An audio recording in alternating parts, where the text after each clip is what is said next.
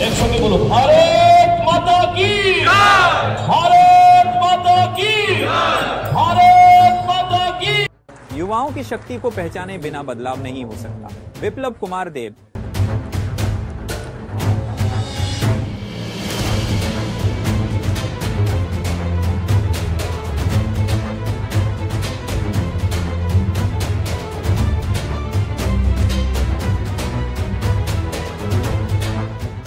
12 जनवरी विश्व युवा दिवस के अवसर पर प्रदेश युवा मोर्चा द्वारा तरोने की अग्रगति कार्यक्रम का आयोजन रविंद्र शताब्दी भवन राजधानी में किया गया। इस कार्यक्रम में सांसद विप्लव कुमार देव मुख्य अतिथि के रूप में उपस्थित रहे। दीप प्रज्वलित कर कार्यक्रम की शुरुआत की गई। इस अवसर पर भाजपा के राज्य अध्यक्ष एवं सांसद राजीव भट्टाचार्य, भाजपा के सामान्य सचिव विपिन देव वर्मा, प्रदेश युवा मोर्चा के अध्यक्ष एवं विधायक सुशांत देव सहित अन्य प्रमुख नेता भी मौजूद थे।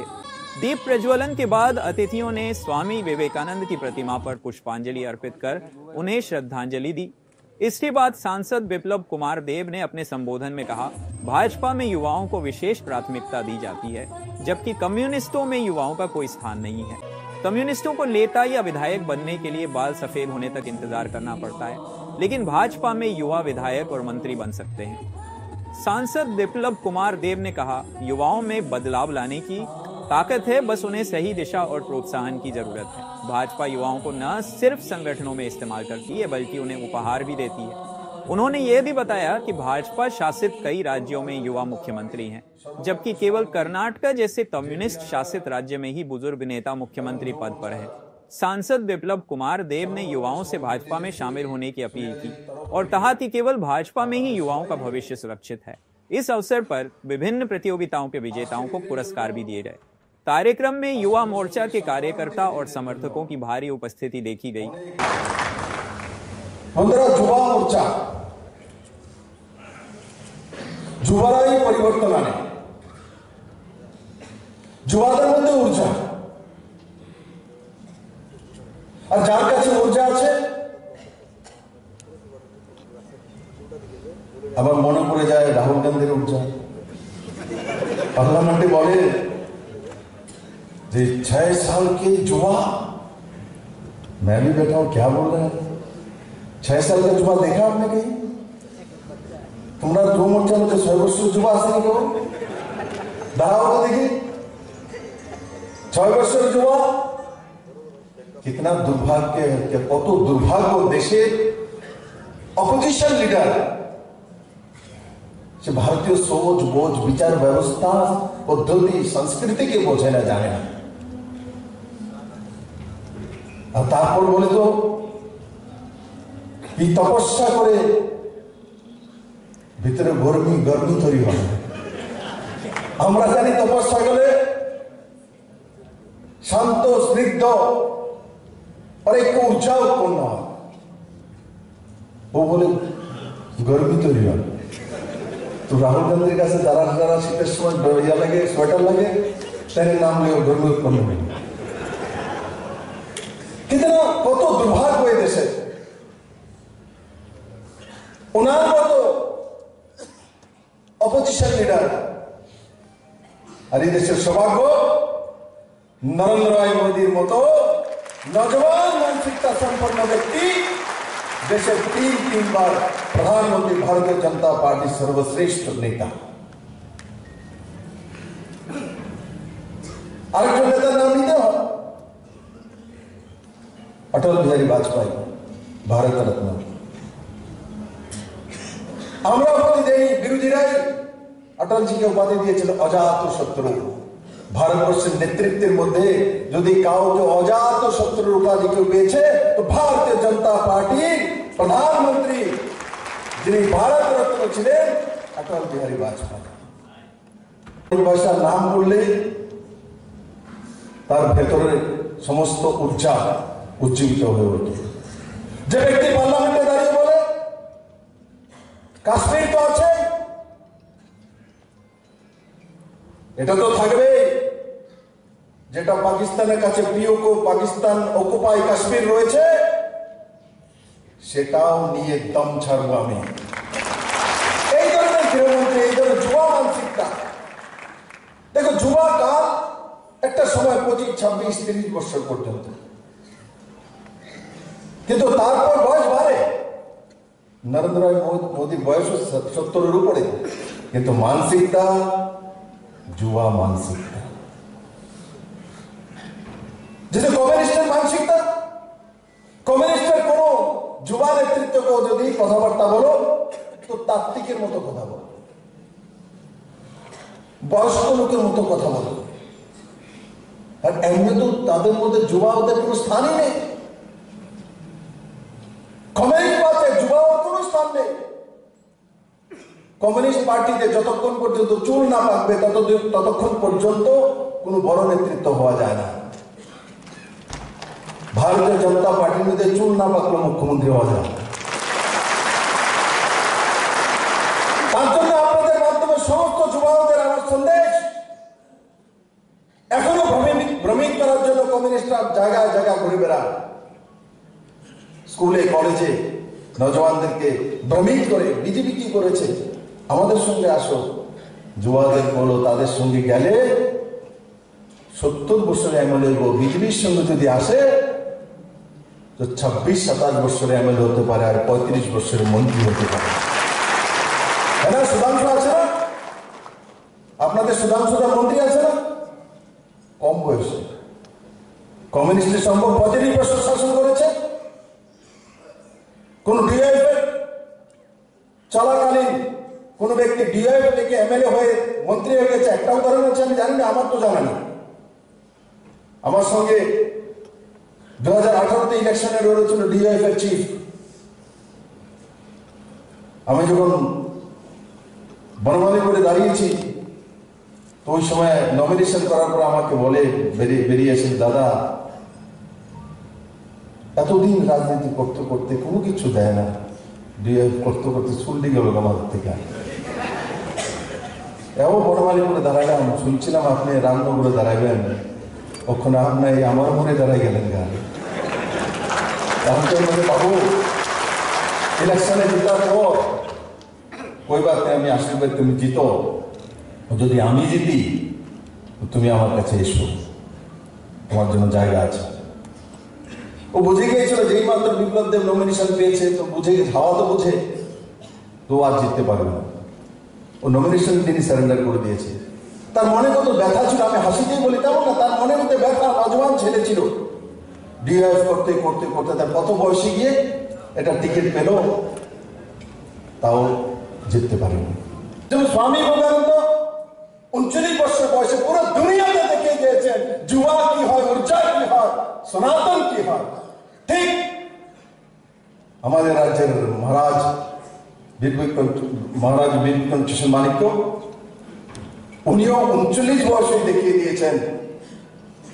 ত্রিপুরাতে এয়ারপোর্ট তৈরি করে, ত্রিপুরাতে প্রথম ইন্ডাস্ট্রি তৈরি করে, ত্রিপুরার মধ্যে এত সুন্দর রাজবাড়ি তৈরি করে, ত্রিপুরার মধ্যে স্কুল কলেজ শিক্ষা প্রতিষ্ঠান, মহারানী তুলসীবতী স্কুল, এমবিবি কলেজ, এগুলি প্রতিষ্ঠা করে উনি প্রমাণিত করে দিয়েছেন যে যুবাওদের মধ্যে শক্তি বেশি থাকে, উচ্চ বেশি থাকে।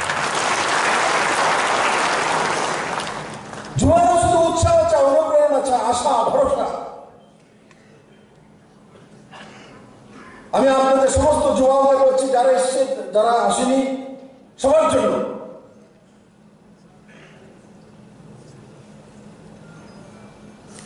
ত্রিপুরাতে পরিবর্তন হয়েছে। যুবাদের জন্য পরিবর্তন চাই, ঊর্জা চাই, জীবন চাই, সাকসেস চাই। কে আনবে? যুবারাই আনবে। কখন আনতে পারবে? যখন নরেন্দ্র ভাই মোদী, অমিত শাহর মতো নেতৃত্ব তাদের সঙ্গে থাকে। কমিউনিস্ট দ্বারা যুব সমাজের কোনদিন কল্যাণ হতে পারে না, ইতিহাস সাক্ষী। কমিউনিস্টরা যুবাদের ব্যবহার করে,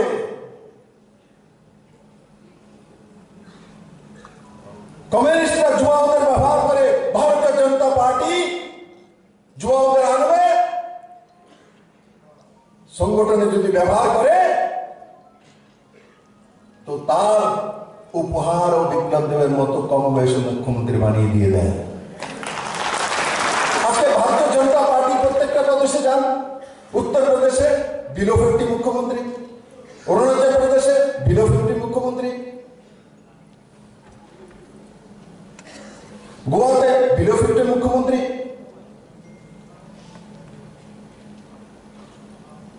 কিন্তু আপনি যদি কমিউনিস্টদের দিকে তাকান, একটাই রাজ্য টিম টিম করে জ্বলছে কেরালাতে। তাদেরকে সম্ভব বিলো ফিফটি মুখ্যমন্ত্রী হতে পারে? আছে যুবাদের আশা ভরসা? কমিউনিস্টের যুবা ওদের ভবিষ্যৎ নেই মেরে মিত্র।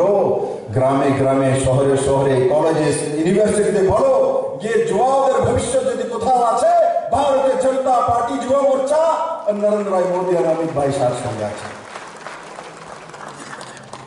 আমরা অনেক সময় বলি না, আমাদের সামনে যদি কমিউনিস্টরা বেরিয়ে একটা ভাষণ দেয়, চিন্তা করি এরা কি বললো, কি জানি করবো। আরে এরা কিচ্ছু করতে পারবে না, এরা ফিউজ বল, फिनिश हो चुका है, खत्म है। ये बुझाओ मोमबत्ती है, ये मोमबत्ती আর ধরা যেত না কোনোদিন। তুমি যতই বড় বড় ম্যাচেস লেও না, ম্যাচ লেও, কমিউনিস্টের ডিএফ এর মোমবাতি তীব্রতা জ্বলতো না। নাইনে পড়ে ছেলে বলবে, তো এই ছেলেগুলি যুব মোর্চার মানসিকতার সঙ্গে কেন চলবে? কি কারণে? চাঁদা তোলার জন্য না। ওই ছেলেগুলি, ওই মেয়েরা ওই বয়সে তখনই চলবে যখন আপনার মধ্যে আশা, আকাঙ্ক্ষা, ইচ্ছা, ঊর্জা, এই তিনটা যখন আপনার মধ্যে থাকবে। আপনার বডি ল্যাঙ্গুয়েজের মধ্যে দেখবে, আপনার চাল চলন চরিত্র অনুপ্রেরণার বিন্দু যখন হয়, তখন আপনার সঙ্গে চলবে। কারণ কি, যুবা অবস্থা প্রত্যেকেই স্বামী বিবেকানন্দের মতো চরিত্রবান ব্যক্তিত্ব হতে চান। যুবা অবস্থায় মানুষ স্বপ্ন দেখে, আমি ডাক্তার হবো, আমি ইঞ্জিনিয়ার হবো, আমি মুখ্যমন্ত্রী হবো, আমি প্রধানমন্ত্রী হবো। যুবারা যে স্বপ্ন দেখে, সেই স্বপ্নকে সাকার করার জন্য যে উৎসাহ দিবে, সেই যুব মোর্চার ভালো নেতা হতে পারে।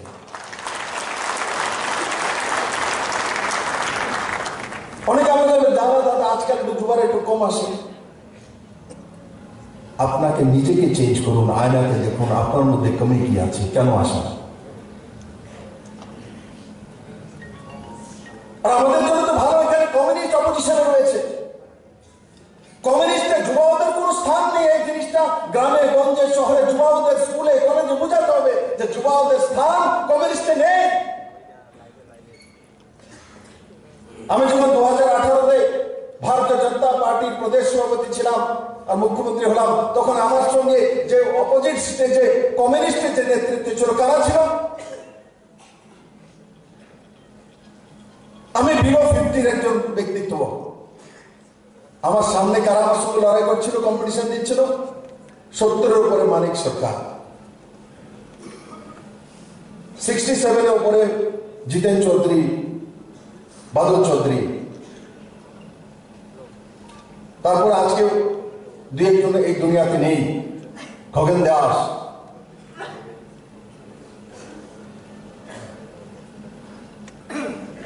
এরা কি পারবে একটা নজওয়ান ছেলের সঙ্গে মোকাবেলা করার জন্য? এদের সোচ আছে, চিন্তা আছে, তাদের মধ্যে মানসিকতা আছে।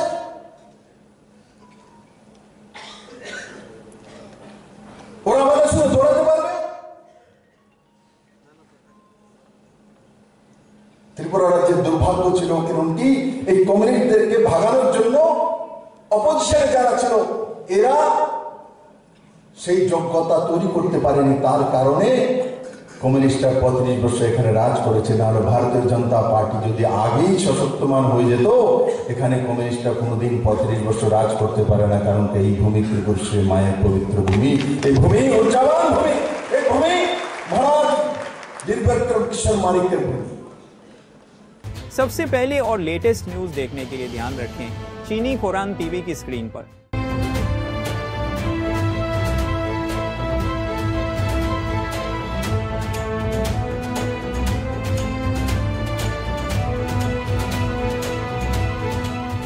পার্বত্য রাজ্য ত্রিপুরার মোট ভূ অংশের 24% জমিতে রাজ্যে প্রায় 50% মানুষ সরাসরি কৃষি ও কৃষিকাজের উপর নির্ভরশীল। কৃষি ক্ষেত্রে সেচের বাস্তবতাকে সহজলভ্য করতে এবং কৃষকদের জ্বালানি ও বিদ্যুৎ সমস্যা সমাধানের কথা চিন্তা করে 8ই মার্চ 2019-এ চালু করা হয় PM কুসুম যোজনা, যার মূল লক্ষ্য হল সৌরশক্তি ব্যবহার করে সৌর পাম্পের মাধ্যমে কৃষকদের জমিতে জল সেচের ব্যবস্থা করে দেওয়া।